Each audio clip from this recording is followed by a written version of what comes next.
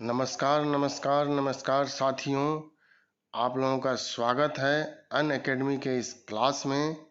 मैंने आप लोगों के लिए एक प्रैक्टिस सेट लेकर के आया था बिहार इतिहास से संबंधित, और 1 से 30 तक मैंने क्वेश्चन दिया था। उसी कड़ी को मैं आगे बढ़ा रहा हूं और आपका स्वागत करता हूं इस क्लास में। आप लोग इस क्वेश्चन को बनाएं। इसमें से क्वेश्चन जो है वह 66वीं बीपीएससी में आएगा। क्वेश्चन कठिन और आसान कुछ भी नहीं होता, सभी तरह के प्रश्न जो है वह पूछे जाते हैं, तो ज़्यादा से ज़्यादा आप बनाइए। इसमें मैंने 50 क्वेश्चन शामिल किया है। पहला सेट में तो मैंने 30 ही क्वेश्चन शामिल किया था, लेकिन इसमें 50 क्वेश्चन शामिल किए हैं। 50 में से आपको 70% बनाना है, मतलब 35 क्वेश्चन जो है वह सही बनाना है, वह आपका 100% माना जाएगा। बना करके कमेंट बॉक्स में आप ज़रूर अपने स्कोर को बताइएगा कि मेरा इतना हुआ।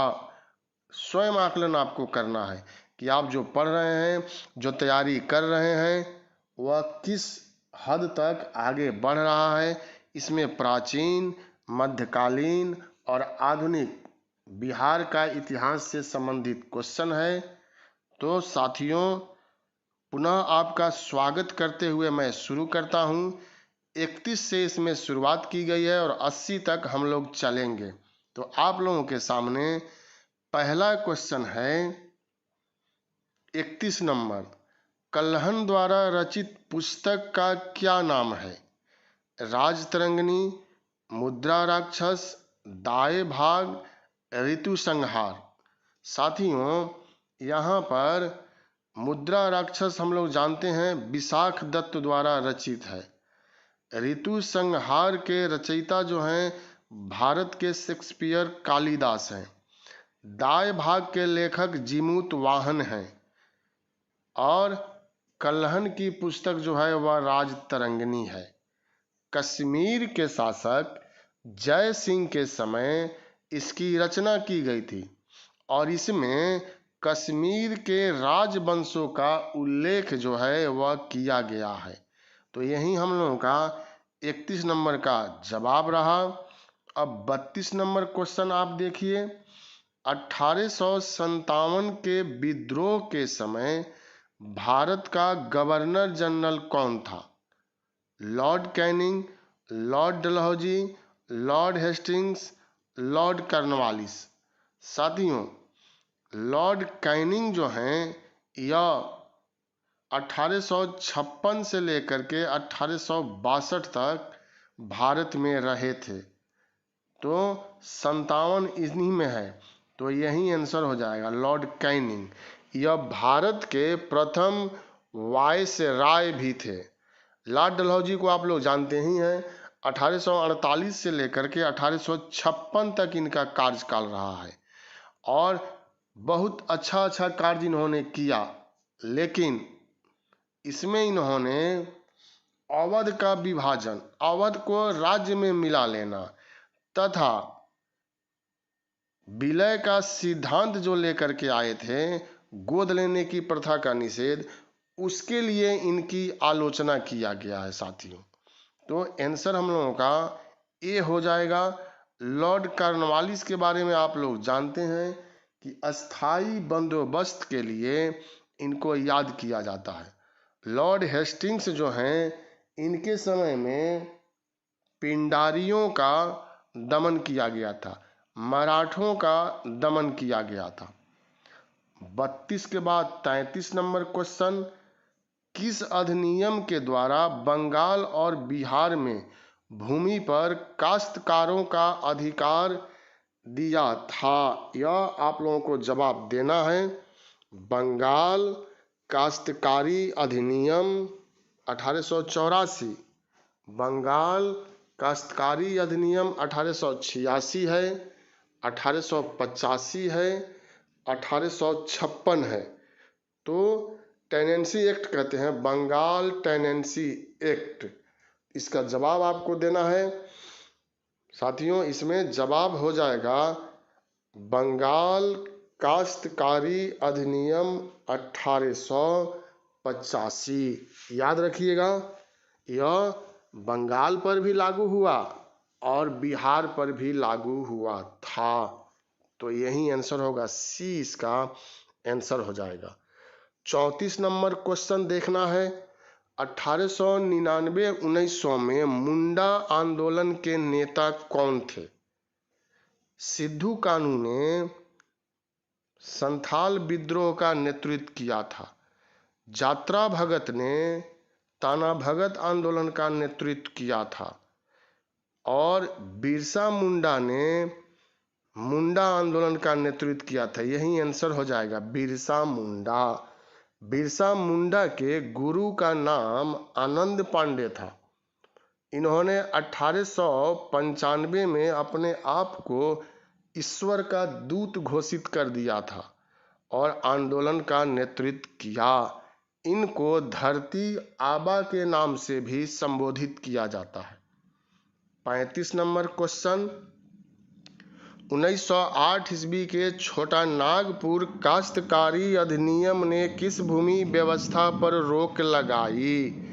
झूम की खेती, खुटकट्ठी भूमि व्यवस्था पर, बेगारी प्रथा पर, इनमें से कोई नहीं। मुंडा आंदोलन जो चलाया गया था, जिसको उलगुलान भी कहते हैं, उसी के परिप्रेक्ष्य में 1908 में छोटा नागपुर काश्तकारी अधिनियम पारित किया गया और बी इसका आंसर हो जाएगा 35 का। 36 नंबर क्वेश्चन देखिए। 1916 ईस्वी लखनऊ के कांग्रेस अधिवेशन में बिहार के प्रतिनिधि के रूप में कौन सम्मिलित हुए? राजकुमार शुक्ल एवं ब्रज किशोर प्रसाद, राजेंद्र प्रसाद एवं राजकुमार शुक्ल, श्री कृष्ण सिंह एवं राजकुमार शुक्ल, ब्रज किशोर प्रसाद और रास बिहारी। तो यह आपको जवाब देना है। यह क्वेश्चन आसान है। राजकुमार शुक्ल के साथ ब्रज किशोर प्रसाद शामिल हुए थे। ए आंसर हो जाएगा। 37 नंबर क्वेश्चन। 1921 में गांधी जी ने पटना में किस कॉलेज की स्थापना किया? Deoghar Vidyapeeth, Patna science college, BIT Sindri, Bihar Vidyapeeth. जब असहयोग आंदोलन गांधी जी चला रहे थे, उसी समय यह पटना आए थे, बिहार आए थे और इन्होंने इस मौके पर बिहार विद्यापीठ की स्थापना किया था। मौलाना मजहरुल हक को कुलपति इसका बनाया गया था। 38 नंबर क्वेश्चन। 1922 ईस्वी में चित्तरंजन दास की अध्यक्षता में कांग्रेस का 37वां अधिवेशन बिहार के किस शहर में आयोजित किया गया था? बांकीपुर, गया, हजारीबाग, पटना सिटी। कांग्रेस का 3 अधिवेशन हुआ है। आप लोग आंसर तब तक बताइए कमेंट बॉक्स में। बहुत सारे साथी लोग हैं, बहुत सारे जानकार लोग हैं और वह आंसर बताते हैं। बिहार में 3 अधिवेशन हुआ था कांग्रेस का, 1912 में, 1922 में और 1940 में। तो 1912 में पटना के बांकीपुर में हुआ था, तो यह तो होगा नहीं। 1940 में हजारीबाग में रामगढ़ है, वहीं पर हुआ था, तो यह भी नहीं होगा। पटना सिटी तो वैसे नहीं होगा, तो आंसर क्या हो जाएगा? गया में। यही आंसर होगा। 39 नंबर क्वेश्चन। 1934 ईस्वी में पटना के अंजुमन इस्लामिया हॉल में औपचारिक रूप से किस पार्टी के गठन की घोषणा की गई? जनता दल यू, समाजवादी संगठन, भारतीय कांग्रेस समाजवादी पार्टी, भारतीय कम्युनिस्ट पार्टी। जवाब दीजिए आप लोग। आचार्य नरेंद्र देव और जयप्रकाश नारायण की इसमें महत्वपूर्ण भूमिका थी। सी आंसर हो जाएगा, भारतीय कांग्रेस समाजवादी पार्टी। आचार्य नरेंद्र देव को अध्यक्ष और जयप्रकाश नारायण को सचिव बनाया गया था। 40 नंबर क्वेश्चन देखिए साथियों, यहाँ 1940 में किस स्थान पर भारतीय राष्ट्रीय कांग्रेस का 53वां अधिवेशन हुआ था? यह तो मैंने आप लोगों को आंसर बता दिया है, तो यह तो आप लोगों को एक बोनस हो गया कि नहीं? ये तो आप लोगों के लिए एक आंसर मैंने ही बता दिया, तो इसमें ज़्यादा कुछ बचता नहीं है। यह 1940 में रामगढ़ हजारीबाग, अब तो झारखंड में है, और मौलाना अबुल कलाम आज़ाद जो थे अध्यक्ष बनाया गया था, और वहीं सबसे अधिक समय तक 1945 तक आज़ादी के पहले अध्यक्ष थे। 41 नंबर, भारत छोड़ो आंदोलन में राजेंद्र प्रसाद को किस जेल में रखा गया? भारत छोड़ो आंदोलन में बिहार के सबसे प्रमुख नेता थे डॉक्टर राजेंद्र प्रसाद। 9 अगस्त 1942 को इनके निवास स्थल से गिरफ्तार किया गया और पटना के बांकीपुर जेल में इनको कैद कर दिया गया। यह बीपीएससी की परीक्षा में 2 बार पूछा जा चुका है, तो याद रखना है। 42 नंबर क्वेश्चन, 11 अगस्त 1942 को सचिवालय गोलीकांड बिहार में कहाँ हुआ था? गया, भागलपुर, वैशाली, पटना। तो सचिवालय पर झंडा फहराने के लिए 7 बिहारी छात्र जो थे वह निकले थे, लेकिन अंग्रेजी क्रूर सरकार ने गोली चलाने का आदेश दे दिया, जिसमें यह नौजवान छात्र शहीद हो गए, और उन्हीं की याद में पटना में शहीद स्मारक जो है वह बनाया गया है। आंसर इसका डी हो जाएगा। 43 नंबर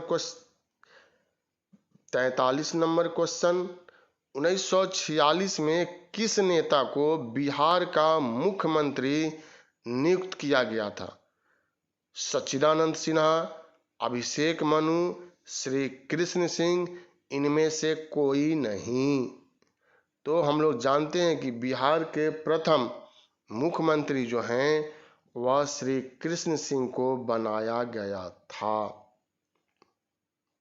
44, अंतरिम सरकार में डॉक्टर राजेंद्र प्रसाद किस विभाग के मंत्री थे? रक्षा मंत्री, गृह मंत्री, खाद्य एवं कृषि मंत्री, रेल मंत्री? तो जवाब दीजिए, क्या आंसर होगा आप लोगों का? खाद्य एवं कृषि मंत्री जो है वह आंसर हो जाएगा। इसके बाद साथियों 44 नंबर क्वेश्चन है, अंतरिम सरकार में डॉक्टर राजेंद्र प्रसाद किस विभाग के मंत्री थे? तो डॉक्टर राजेंद्र प्रसाद बिहार के जीरादेई के रहने वाले भारत के प्रथम राष्ट्रपति हम लोग जानते हैं। संविधान सभा के अध्यक्ष भी थे, अस्थाई अध्यक्ष। और जब अंतरिम सरकार का गठन 1946 में किया गया तो उसमें खाद्य एवं कृषि मंत्रालय इनको दिया गया था। सी जो है आंसर हो जाएगा। 45 नंबर क्वेश्चन, आज़ादी के बाद नवंबर 1947 में भारतीय राष्ट्रीय कांग्रेस के अध्यक्ष कौन नियुक्त हुए थे? सच्चिदानंद सिन्हा, डॉक्टर राजेंद्र प्रसाद, राजकुमार सिंह, CR दास, इनमें से कोई नहीं या एक से अधिक? जवाब आपको देना है।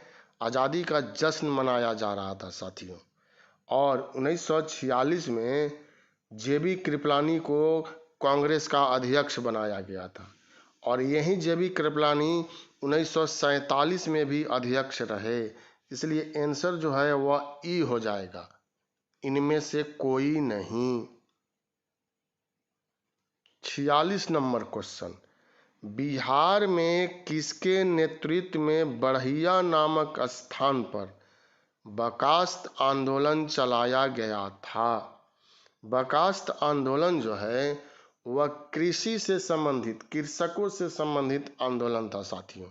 विकल्प दिया गया है चेतन शर्मा, अशोक कुमार, अभिषेक मनु, कार्यानंद शर्मा। तो आंसर यहाँ हो जाएगा, आप लोग पहले आंसर दे दीजिए। आंसर आप लोगों ने दिया, बहुत सारे लोगों ने, और आंसर जो है वह कारजानंद शर्मा होगा 46 का। 47 नंबर क्वेश्चन, इसका तो सभी लोगों को जवाब देना चाहिए, आसान क्वेश्चन है लेकिन बार बार दोहराया जाता है बीपीएससी में। बीपीएससी के लिए बौद्ध धर्म से 3 शब्द याद रखिएगा: धर्म चक्र प्रवर्तन, महाभिनिष्क्रमण, महापरिनिर्वाण। बुद्ध की मृत्यु की घटना को बौद्ध धर्म में क्या कहते हैं? धर्म चक्र प्रवर्तन, प्रथम उपदेश को कहते हैं। महाभिनिष्क्रमण, भगवान बुद्ध के गृह त्याग को कहते हैं। और मृत्यु की घटना महापरिनिर्वाण। उत्तर प्रदेश के कुशीनगर में 483 ईसा पूर्व में भगवान बुद्ध की महापरिनिर्वाण हुई थी। 48 नंबर, मौर्य साम्राज्य का संस्थापक कौन था? चंद्रगुप्त मौर्य, चंद्रगुप्त द्वितीय, चंद्रगुप्त प्रथम, अशोक। तो मौर्य वंश का या मौर्य साम्राज्य का संस्थापक चंद्रगुप्त मौर्य थे।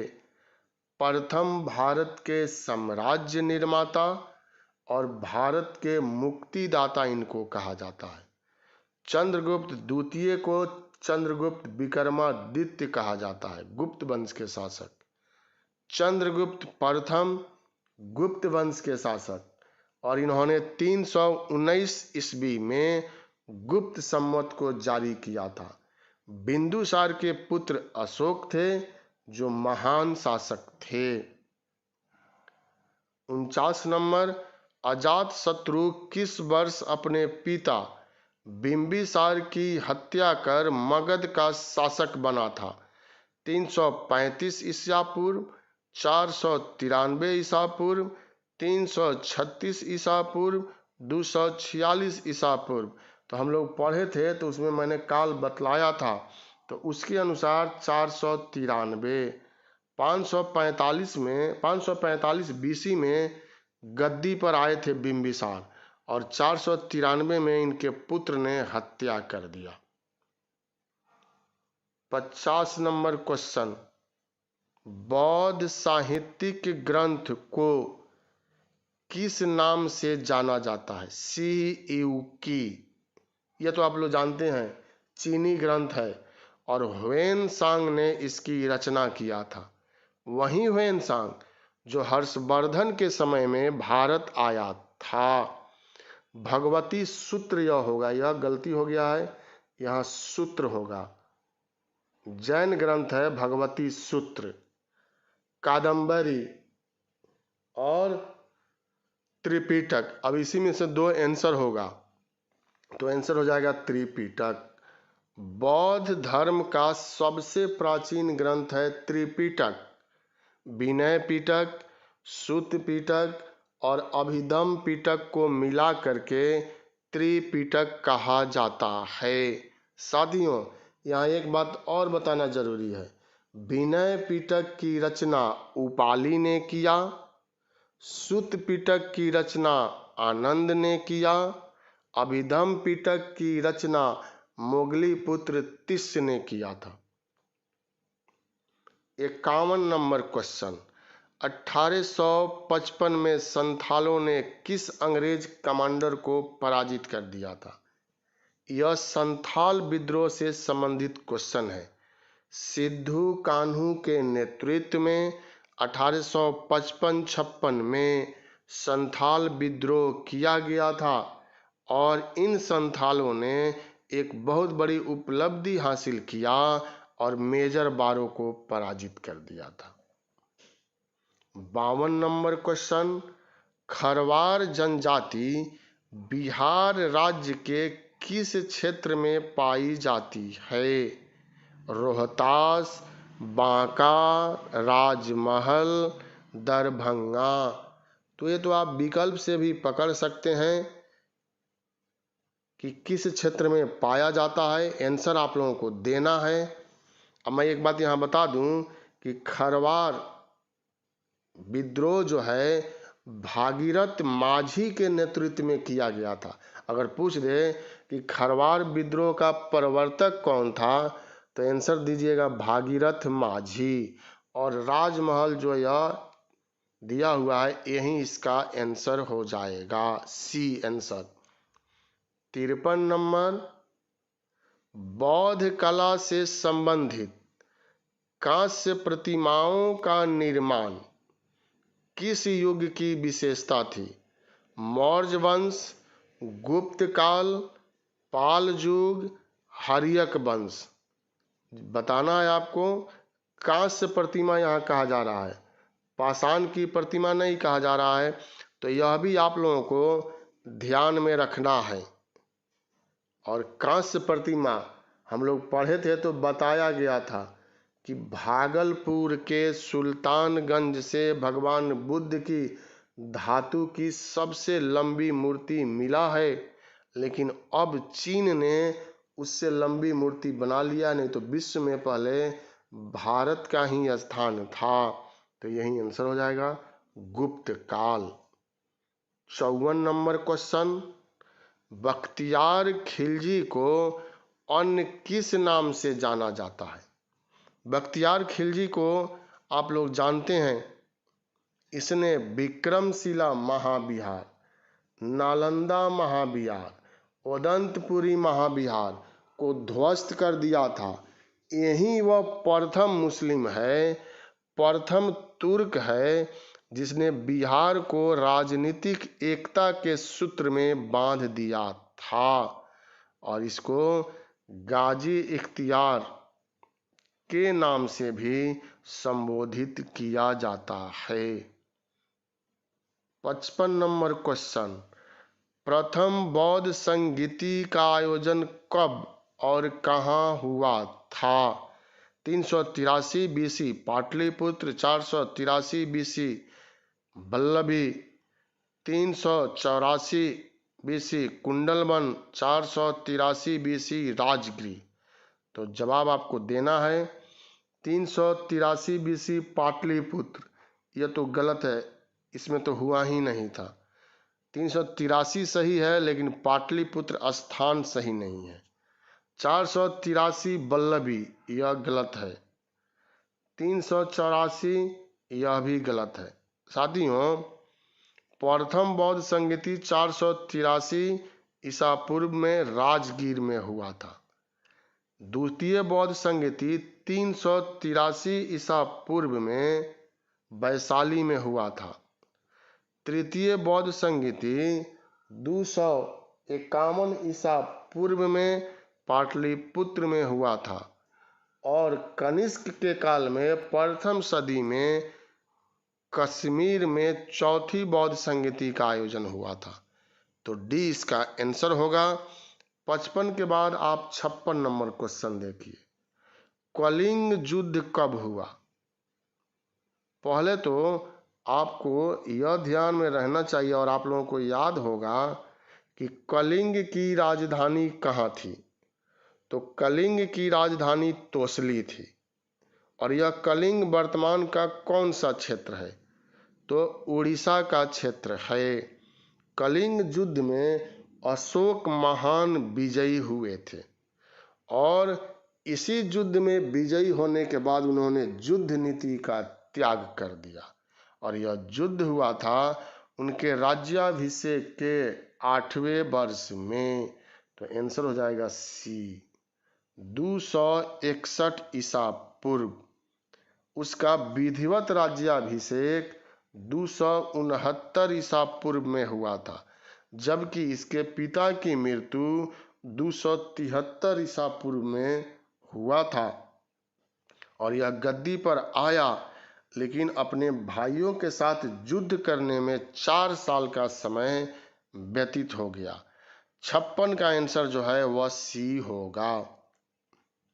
57, काशी को लेकर अजात शत्रु का किस कौशल महाजनपद के शासक के साथ युद्ध हुआ?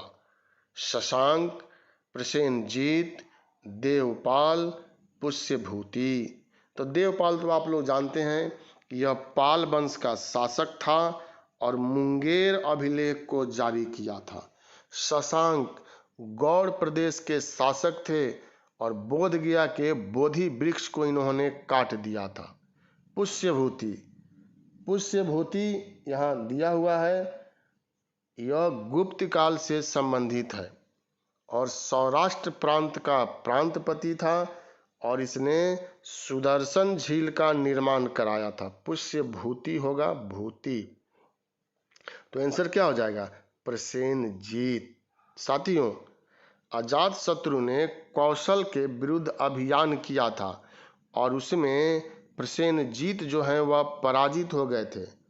तब कौशल की राजकुमारी ओजीरा के साथ अजातशत्रु का विवाह हुआ और संपूर्ण क्षेत्र पर इसका नियंत्रण स्थापित हो गया। 58 नंबर क्वेश्चन, महावीर की माता का क्या नाम था? यशोधरा, धम्मा, जीजाबाई, त्रिशला। आप जानते हैं यशोधरा कौन थी? यशोधरा भगवान बुद्ध की पत्नी का नाम है। धम्मा, अशोक की माँ का नाम धम्मा या धर्मा था। मराठों के महान शासक शिवाजी के माँ का नाम जीजाबाई था और त्रिशला देवी जो हैं वह महावीर की माता का नाम है, जो लिच्छवी नरेश चेतक की बहन थी। 58 के बाद 59 नंबर क्वेश्चन देखिए, कर्नाट वंश का अंतिम शासक कौन था? मिथिला के क्षेत्र में कर्नाट वंश की स्थापना किया गया था और इसके अंतिम शासक थे हरि सिंह। हरि सिंह को कुलीनवाद का जनक माना गया है। हरि सिंह ने पंजी पद्धति को लागू किया था और कर्नाट वंश का संस्थापक जो है वह नान्यदेव था। तो यह कर्नाट वंश से कुछ महत्वपूर्ण पॉइंट हैं। कर्नाट वंश के ही शासक थे मेदिनी राय, काफी महत्वपूर्ण थे, जिनको राजा विक्रमादित्य की उपाधि से सम्मानित किया गया था। 60 नंबर क्वेश्चन, मौर्य काल में कौन सा कर पशुओं की रक्षा के लिए लिया जाता था? विहित, क्षण, विविध, वृत्तिसार। ये आपको जवाब देना है, कमेंट बॉक्स में आप जवाब दीजिए। यह स्पष्ट करना है कि आपने 50 में कितना बनाया। आप लोगों का जवाब आ गया होगा तो आंसर जो है वह यहाँ सी हो जाएगा। 61 नंबर क्वेश्चन, चूंकि जनगणना से क्वेश्चन बार बार पूछ दिया जाता है तो एक दो इसमें जनगणना का क्वेश्चन भी आपको मिलेगा। अंतिम हो रहा है चूंकि अब 2021 में फिर से नई जनगणना जो है वह जारी किया जाएगा। 2011 की जनगणना के अनुसार राज्य में बिहार में मतलब पुरुष एवं महिला साक्षरता दर कितनी है यह आपको बतलाना है। तो मैंने यहाँ लिख दिया है विकल्प में, आप देख लीजिए और इसी के अनुसार आपको जवाब देना है। डी यह नहीं होगा, बी, क्या बी हो सकता है? यह भी नहीं होगा, सी, यह भी नहीं होगा, तो होगा क्या? पुरुष 73.39% तथा महिला 53.33%। ए इसका आंसर जो है वह हो जाएगा। 62 नंबर क्वेश्चन, मगध साम्राज्य का वास्तविक संस्थापक कौन था? देखिए हम लोग मगध चैप्टर पढ़े थे साथियों, और मगध चैप्टर के अंतर्गत यह बतलाया गया था कि मगध के उदय में विभिन्न वंश के शासकों ने महत्वपूर्ण भूमिका निभाया, जिसमें पहला वंश था बृहदर्थ वंश, लेकिन उनकी कोई उपलब्धि मगध के उदय में बहुत अधिक नहीं है। उसके बाद बिंबिसार हर्यक वंश की स्थापना किए। तो हर्यक वंश का महत्वपूर्ण स्थान है, शिशुनाग वंश का महत्वपूर्ण स्थान है और नंद वंश का भी महत्वपूर्ण स्थान है। दो शासक इसमें देख रहे हैं, बिंबिसार और अजातशत्रु, यह हर्यक वंश के शासक हैं, और बिंदुसार और चंद्रगुप्त मौर्य यह मौर्य वंश के शासक हैं। क्वेश्चन में पूछा गया मगध साम्राज्य का वास्तविक संस्थापक कौन था, तो बिंबिसार आंसर हो जाएगा। बिंबिसार को श्रेनिक भी कहा गया है और इस बिंबिसार ने अंग महाजनपद को जीतकर मगध में मिलाया था। इस बिंबिसार ने वैवाहिक संबंधों का सहारा लेकर के लंबे समय तक सफलतापूर्वक शासन किया था। इसके लिए भी याद किया जाता है। और यह भगवान बुद्ध का मित्र भी था, बौद्ध धर्म का अनुयायी था। बिंदुसार को अमित्र घात कहते हैं, यह परीक्षा में पूछा जाता है। और बिंदुसार के समय तक्षशिला में 2 विद्रोह हुआ था। बिंदुसार ने सीरिया नरेश एंटियोकस से मीठा मदिरा, सूखा अंजीर और दार्शनिक की मांग किया था। डाइमेकस नामक राजदूत बिंदुसार के दरबार में आया था।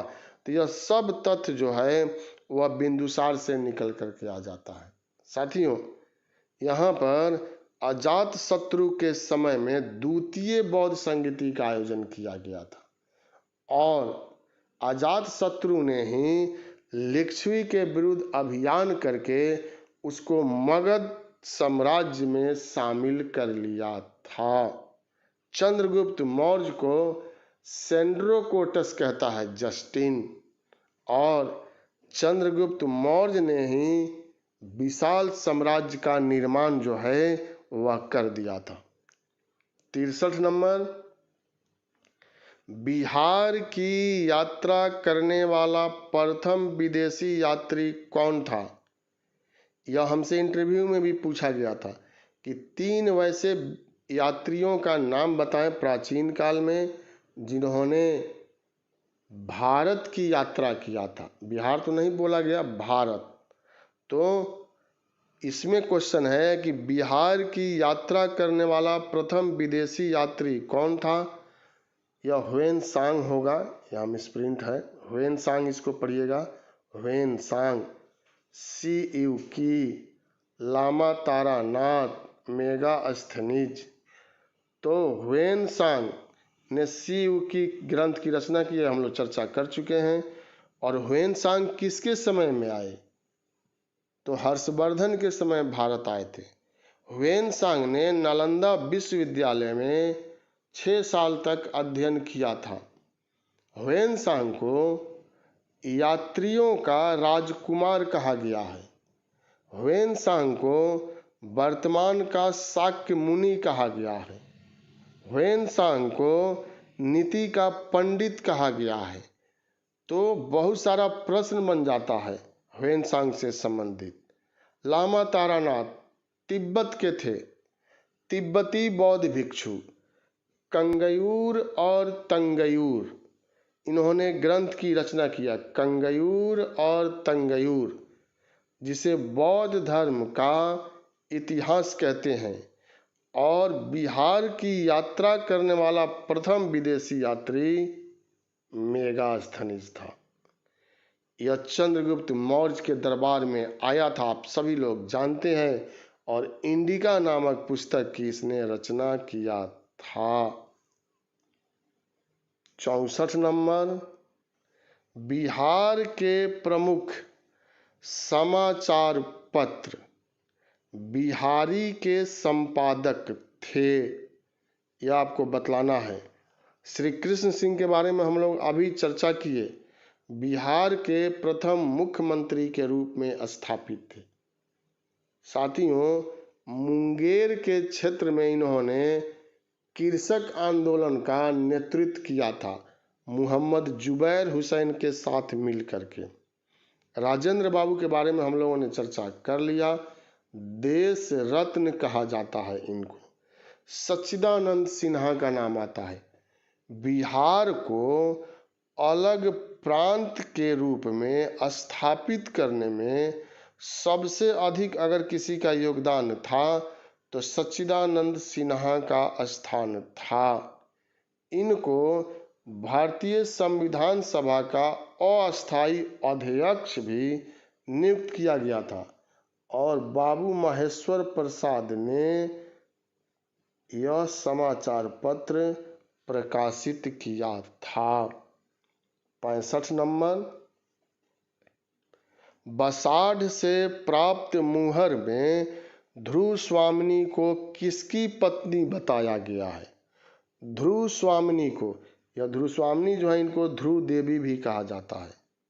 और कहानी है देवी चंद्रगुप्तम एक पुस्तक है, उसके अनुसार बतलाया गया है कि रामगुप्त के साथ इनका विवाह हुआ था और रामगुप्त के समय में शकों का वर्चस्व था पश्चिमोत्तर भारत पर। तो शक शासक रुद्र सिंह तृतीय ने यह खबर भिजवाया कि तुम अपनी पत्नी को मेरे शिविर में भेज दो तो मैं तुम्हारे राज्य पर आक्रमण नहीं करूंगा। रामगुप्त इसके लिए तैयार हो गया और ध्रुव स्वामिनी को भेजने की भी तैयारी शुरू कर दिया। जब इस बात का पता छोटे भाई चंद्रगुप्त द्वितीय को मिला तो वह शिविर पर आक्रमण करते हैं और रुद्र सिंह तृतीय की हत्या कर देते हैं और इसी उपलक्ष्य में सकारी की उपाधि धारण करते हैं और ध्रुव देवी से इन्होंने विवाह कर लिया। रामगुप्त की भी इन्होंने हत्या कर लिया और उसके बाद यह शासक बनते हैं। तो आंसर यहाँ पर चंद्रगुप्त द्वितीय होगा। मुहर से चंद्रगुप्त प्रथम, चंद्रगुप्त मौर्य और अजातशत्रु के बारे में हम लोगों ने चर्चा कर लिया है। साथियों, चंद्रगुप्त द्वितीय के बारे में मेहरौली लौह स्तंभ से हम लोगों को महत्वपूर्ण जानकारी जो है वह मिल जाता है और इनके दरबार में 9 रत्न रहते थे जिसमें कालिदास भी शामिल थे। 66 नंबर क्वेश्चन, जैन धर्म के 24वें तीर्थंकर, यह तीर्थंकर होगा, महावीर के माता पिता किनके शिष्य थे? हम लोगों ने अभी चर्चा किया कि जैन धर्म में 24 तीर्थंकर हुए और जैन धर्म के प्रवर्तक कौन थे? ये तो सब आप लोग जानते हैं। ऋषभ देव थे जिनका प्रतीक चिन्ह वृषभ था, वृषभ। और अंतिम तीर्थंकर महावीर स्वामी, 23वें तीर्थंकर पार्श्वनाथ थे। यही इनके माता पिता इन्हीं के शिष्य थे। तो बी इसका आंसर हो जाएगा। 66 नंबर के बाद 67 नंबर, 27 नवंबर 1940 को बिहार के प्रथम व्यक्तिगत सत्याग्रही कौन बने? यहाँ पर एक लाइन मैं बतलाना चाहूँगा कि 1934 में गांधी जी कांग्रेस के सभी सदस्यता से इस्तीफा दे करके कुछ समय के लिए राजनीति से दूर हो गए। पुनः उनकी वापसी 1939 में होती है। लोगों के मन को टटोलने के लिए इन्होंने सीमित पैमाने पर एक आंदोलन चलाया और इस आंदोलन को व्यक्तिगत सत्याग्रह कहते हैं, जो 1940 में चलाया गया था। प्रथम सत्याग्रही विनोबा भावे को बनाया गया, दूसरे सत्याग्रही जवाहरलाल नेहरू को बनाया गया। तो वह अखिल भारतीय स्तर पर बनाया गया था। यह बिहार से पूछा जा रहा है, तो आंसर हो जाएगा श्री कृष्ण सिंह। इन्हीं को बनाया गया था। विनोबा भावे ने आजादी के बाद भूदान आंदोलन को भी संचालित किया था साथियों। आंध्र प्रदेश में एक जगह है पोचमपल्ली, वहीं से विनोबा भावे ने भूदान आंदोलन को संचालित किया था। अगर परीक्षा में पूछ दे भूदान आंदोलन तो विनोबा भावे आंसर दीजिएगा। जयप्रकाश नारायण, हर बार पूछा जाता है ये क्वेश्चन बीपीएससी में, समाजवादी विचारधारा के थे और भारत छोड़ो आंदोलन के समय भूमिगत रहते हुए नेतृत्व किया। इसी समय इनको लोकनायक के नाम से भी संबोधित किया गया था। 68 नंबर क्वेश्चन, 322 ईसा पूर्व में किस शासक ने मगध नरेश धनानंद को पराजित कर नंद वंश को समाप्त कर दिया? नंद वंश का संस्थापक कौन था? यह सब आप लोगों को पता है। महापद्म नंद ने नंद वंश की स्थापना किया था। इसने शिशुनाग वंश को समाप्त करते हुए मगध की गद्दी पर नंद वंश की स्थापना किया और एक राट की उपाधि धारण किया। धनानंद के दरबार में तक्षशिला के निवासी विश्व प्रसिद्ध विद्वान कौटिल्य आए थे मदद मांगने, लेकिन धनानंद ने उनको अपमानित कर दिया। उस अपमान का बदला लेने के लिए कौटिल्य ने चंद्रगुप्त मौर्य को तैयार कराया, राजनीतिक शिक्षा दीक्षा दिया और चंद्रगुप्त मौर्य के सहयोग से ही नंद वंश का अंत कर दिया गया, मौर्य वंश स्थापित हो गया। ये इसका आंसर हो जाएगा। 69, 4 जनवरी 1915 को गणेश शंकर विद्यार्थी ने प्रताप में किसान समस्या पर किस नाम से लेख का प्रकाशन किया था? चंपारण में उजाला, चंपारण में अंधेरा, दीनबंधु, दीपक अंधकार। चंपारण सत्याग्रह जो चलाया गया था, या चंपारण में कृषकों की जो दयनीय दशा थी, नील की खेती अनिवार्य रूप से कराया जाता था, उसी पर प्रकाश डालने का प्रयास किया गया है। यह क्रांतिकारी विचारधारा से भी प्रेरित थे और जो लेख प्रकाशित हुआ था जिस नाम से, उसका नाम है चंपारण में अंधेरा। बी इसका आंसर हो जाएगा। अब साथियों यहाँ 70 नंबर क्वेश्चन देखना है। 483 ईसा पूर्व में गौतम बुद्ध की मृत्यु के समय किस भिक्षु ने कहा कि आज हम लोग मुक्त हो गए हैं? नागसेन, सुभद्र, आनंद, उपगुप्त। नागसेन भी बौद्ध भिक्षु थे और हम लोग भारत का जब इतिहास पढ़ेंगे तो उसमें एक पुस्तक आएगा मिलिंद पन्हो। मिलिंद या मिनांडर शासक का नाम है और उनको बौद्ध धर्म में दीक्षित किया नागसेन ने। नागसेन और मिलिंद के बीच जो प्रश्न और उत्तर में वार्तालाप हुआ, उसी पुस्तक को कहते हैं मिलिंद पन्हो। आनंद के बारे में आप जानते हैं, यह भगवान बुद्ध के सबसे प्रिय शिष्य थे और इन्होंने ही प्रथम बौद्ध संगीति में सूत पिटक की रचना कर दिया था। उपगुप्त के बारे में भी आप जानते हैं। उपगुप्त ने अशोक को बौद्ध धर्म में दीक्षित किया था। तो आंसर क्या हो जाएगा? सुभद्र। यहाँ एक और प्रश्न बनेगा, बी आंसर होगा कि आज हम लोग मुक्त हो गए, किसका कथन है? सुभद्र का। साथियों, भगवान बुद्ध ने पहली बार 5 भिक्षुओं को उपदेश दिया था। उसी में परीक्षा में आपसे पूछा जाए कि भगवान बुद्ध ने अंतिम किस व्यक्ति को उपदेश दिया था और उसके बाद उनकी मृत्यु हो गई, तो यही आंसर हो जाएगा, सुभद्र। वह अंतिम भिक्षु हैं जिनको भगवान बुद्ध ने उपदेश दिया था। 71 नंबर क्वेश्चन, 83 दिन की तपस्या के बाद पार्श्वनाथ को कहाँ पर ज्ञान की प्राप्ति हुई थी? पार्श्वनाथ जैन धर्म के 23वें तीर्थंकर माने गए हैं। यह 23वें तीर्थंकर थे और इनका प्रतीक चिन्ह जो है वह सांप है, सर्प माना गया है प्रतीक चिन्ह।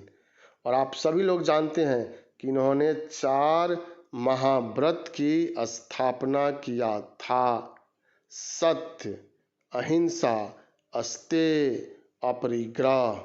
इसी में प्रश्न पूछ देगा, 5वां महाव्रत कौन था? जवाब दीजिए, ब्रह्मचर्य।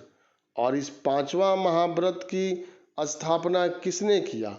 ब्रह्मचर्य की स्थापना किसने किया? महावीर स्वामी ने किया था। यह तो आप जानते हैं, बराबर की पहाड़ी। अशोक और उसके पौत्र दशरथ ने आजीविकों के लिए यहाँ गुफा का निर्माण कराया था। हिमालय पर्वत यहाँ भी है और हिमालय पर्वत यहाँ भी है। इसमें ऋषभ देव के साथ हिमालय पर्वत को जोड़ा जाता है। यह समेध पर्वत जो है वह आंसर हो जाएगा। हजारीबाग के समीप जो पर्वत था समेध पर्वत, वहीं पर इनको 84वें दिन ज्ञान की प्राप्ति हुआ था। और अब उसी पर्वत का नाम आगे चल करके पार्श्वनाथ के नाम पर पारसनाथ रख दिया गया, जो इस समय पारसनाथ की पहाड़ी कहलाता है। क्लियर है?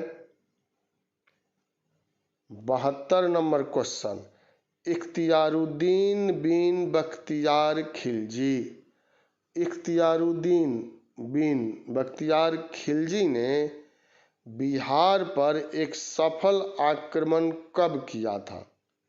1204, 1306, 1405, 1203। जवाब देना है आप लोगों को। इस सवाल का जवाब हमें चाहिए और आप लोगों को देना है। सभी लोग जवाब दीजिए और आंसर हो जाएगा 1203। यही 72 का आंसर होगा। 73 नंबर क्वेश्चन, मगध शब्द का प्रथम उल्लेख कहाँ मिलता है? अथर्ववेद, ऋग्वेद, यजुर्वेद, सामवेद। इसमें पूछ दिया आपसे कि सबसे प्राचीन वेद कौन है, तो क्या जवाब होगा? ऋग्वेद। भारतीय संगीत शास्त्र की शुरुआत किस वेद से? सामवेद। गद्य और पद में लिखा गया एकमात्र वेद कौन है? यजुर्वेद। और मगध शब्द का उल्लेख सबसे पहले किस वेद में? अथर्ववेद में। यह सबसे बाद में लिखा गया वेद है। कुछ विद्वानों ने इसको वेद की श्रेणी में भी नहीं रखा है। इसमें जादू टोना, भूत प्रेत, रोग, औषधि, मगध और अंग महाजनपद का उल्लेख किया गया है। तो यही आंसर हो जाएगा। अथर्ववेद में सर्वप्रथम मगध का उल्लेख कर दिया गया है। जवाब आपको यही देना है। अगर अंग पूछ दे तो उसका भी जवाब जो है वह अथर्ववेद ही होगा। 74 नंबर क्वेश्चन, इलाहाबाद प्रशस्ति की रचना किसने किया? वीरसेन, चापड़, हरिसेन, रामगुप्त। वीरसेन तो आप जानते हैं, यह हरिसेन के पुत्र थे और चंद्रगुप्त द्वितीय के दरबार में रहते थे। उदयगिरी की पहाड़ी पर इन्होंने शैव धर्म के अनुयायियों के लिए गुफा का निर्माण कराया था। तो यह तो आंसर होगा नहीं। चापड़, अशोक के अभिलेख को सर्वप्रथम किसने पढ़ा? यह हमेशा पूछा जाता है और आप लोग जवाब देते हैं जेम्स प्रिंसेप ने पढ़ा। जेम्स प्रिंसेप ने 1837 में पढ़ा था। यूपीएससी में पूछा गया, क्वेश्चन बैंक होगा तो आपको मिलेगा कि अशोक के अभिलेख को लिखा किसने था? तो चापड़ ने लिखा। पढ़ने वाला का नाम आप जान रहे हैं तो लिखने वाला का भी नाम जानिए, चापड़। और हरिसेन इसका आंसर हो जाएगा। इलाहाबाद प्रशस्ति की रचना हरिसेन ने किया, जिससे समुद्रगुप्त के बारे में जानकारी मिलता है। यह इलाहाबाद प्रशस्ति जो है या प्रयाग प्रशस्ति जो है चंपू शैली में लिखा गया है। चंपू शैली का मतलब समझते हैं ना? गद्य और पद्य के सम्मिश्रण को चंपू शैली कहा जाता है। इलाहाबाद प्रशस्ति में ही समुद्रगुप्त को लिच्छवी दोहित्र कहा गया है। तो यहाँ आंसर हम लोगों को याद रखना है, सी हो जाएगा। 75 नंबर क्वेश्चन, इल्तुतमिश ने बिहार में किसे अपना प्रथम सूबेदार नियुक्त किया था? मलिक मुहम्मद, मलिक जानी, गजनवी, इख्तियारुद्दीन। इल्तुतमिश की बात है यहाँ। गजनवी का मतलब आप जानते हैं, महमूद गजनी, जिसने भारत पर 1000 ईस्वी से लेकर के 1027 ईस्वी तक 17 बार आक्रमण किया था और सोमनाथ के मंदिर को इसने ध्वस्त कर दिया था। इसको बुतसिकन कहा गया है, मूर्ति तोड़ने वाला। और इल्तुतमिश से संबंधित प्रश्न है तो आंसर यह हो जाएगा। मलिक जानी को बिहार का अपना प्रथम सूबेदार इल्तुतमिश ने नियुक्त किया था। तो यही आपको जवाब देना है। 76 नंबर क्वेश्चन, शिशुनाग की मृत्यु के पश्चात कौन मगध की गद्दी पर बैठा था? ये तो आसान है।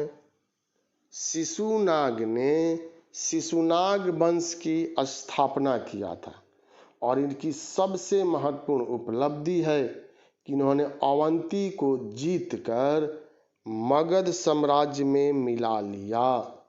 शिशुनाग ने पाटलिपुत्र के स्थान पर वैशाली को राजधानी बनाया था और जब इनकी मृत्यु होती है तब इनके पुत्र कालाशोक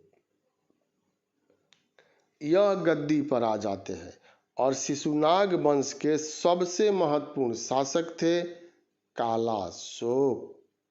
इन्हीं के समय में वैशाली में द्वितीय बौद्ध संगीति का आयोजन हुआ। इन्होंने पुनः वैशाली से राजधानी परिवर्तित करके पाटलिपुत्र में स्थापित कर दिया। यही महत्वपूर्ण बात है। 77 ईस्वी पूर्व 6ठी सदी में विश्व की प्रथम गणतंत्रात्मक व्यवस्था कहाँ थी? मल्ल, कौशल, वत्स, वैशाली। मल्ल गणराज्य। यह मल्ल गणराज्य जो है बज्जी संघ के अंतर्गत शामिल है और राजगीर के पावापुरी तथा कुशीनगर का क्षेत्र इन लोगों के अधीन था। कौशल, अभी आप लोगों ने चर्चा किया, उत्तर प्रदेश के क्षेत्र में शामिल कौशल। यहीं की राजधानी श्रावस्ती थी और भगवान बुद्ध ने सबसे ज्यादा उपदेश कहाँ दिया था? श्रावस्ती में सबसे ज्यादा उपदेश दिया था। वत्स, चेदी वंश का यह राज्य है, वत्स महाजनपद के अंतर्गत शामिल था और विश्व का पहला गणतंत्र वैशाली में स्थापित किया गया था। तो डी इसका आंसर जो है वह हो जाएगा। 78 नंबर क्वेश्चन, प्रसिद्ध कवि विद्यापति कहाँ के निवासी थे? बलिया, बेगूसराय, बेनीपट्टी, मधुबनी, फुलस्वर, दरभंगा, इनमें से कोई नहीं। तो विद्यापति जो है विश्व प्रसिद्ध मैथिली कवि विद्वान की श्रेणी में शामिल किए जाते हैं। कीर्तिलता इनके सबसे प्रसिद्ध पुस्तक है। कीर्तिलता के साथ साथ कीर्ति पताका भी लोकप्रिय है। बिस्फी में इनका जन्म जो है वह हुआ था। बेनीपट्टी यहाँ दिया गया है, बेनीपट्टी मधुबनी, तो यही हम लोगों को आंसर देना है। अगर बिस्फी रहेगा तो आप बिस्फी जो है वह आंसर दीजिएगा। 79 नंबर क्वेश्चन, 1905 ईस्वी में बंगाल विभाजन के बाद किस आंदोलन की शुरुआत हुई थी?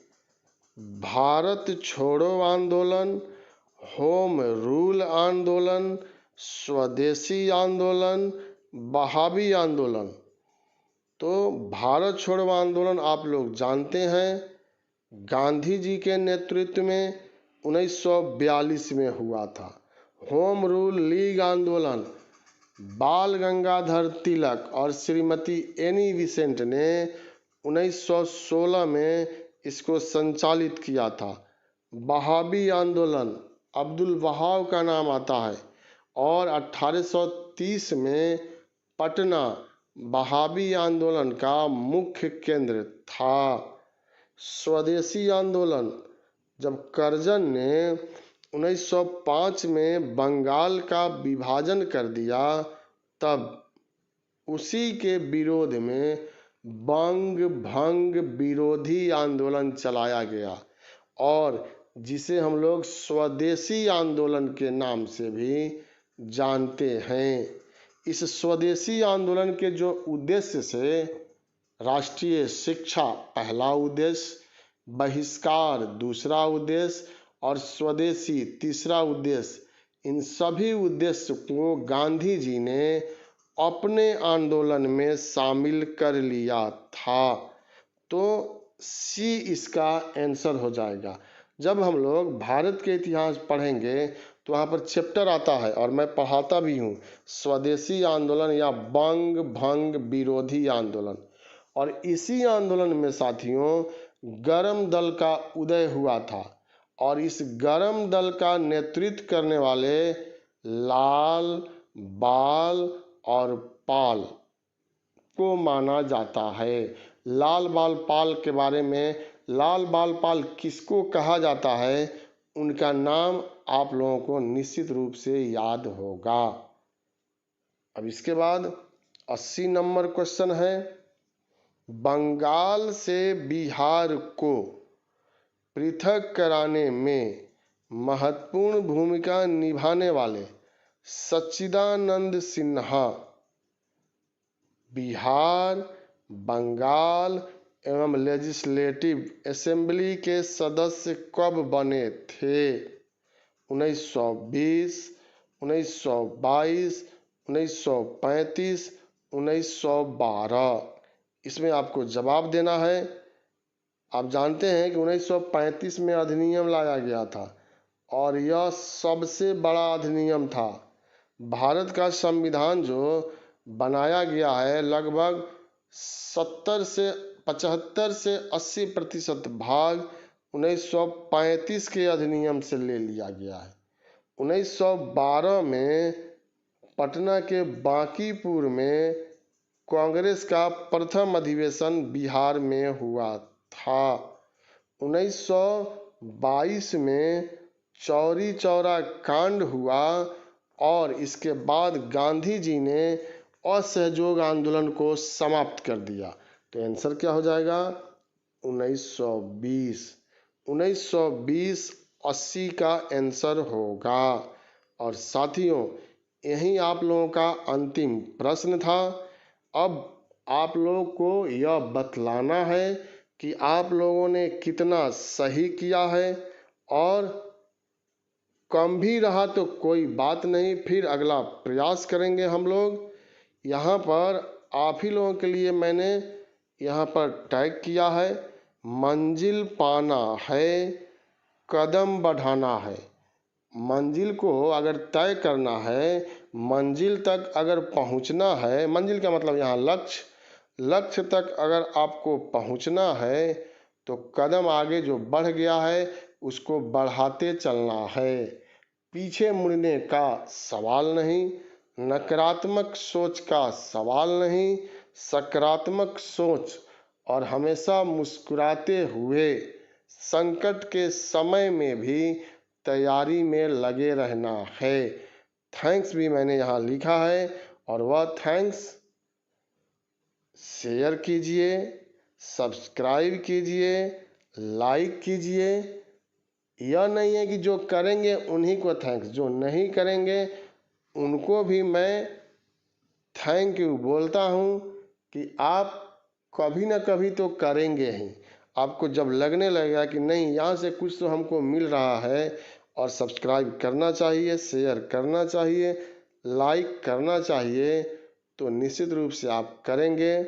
बहुत बहुत शुभकामना आप लोगों को, बहुत बहुत धन्यवाद। इसी तरह से बीच बीच में मैं आप लोगों के लिए सेट लेकर के आऊँगा।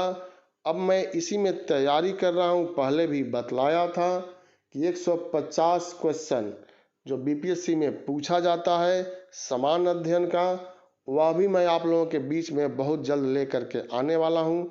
वह 150 क्वेश्चन होगा और 2 घंटा में आप लोगों को उसको बनाना होगा। एक एक विश्लेषण करके हम लोग उसको देखेंगे। बहुत ही महत्वपूर्ण वह सेट जो है जिसको मैंने तैयार किया है, और वह आप लोगों के सामने जल्द ही लेकर हाजिर हो जाऊंगा। एक बार पुनः आप लोगों को धन्यवाद। अनअकैडमी के तरफ से बहुत बहुत शुभकामना।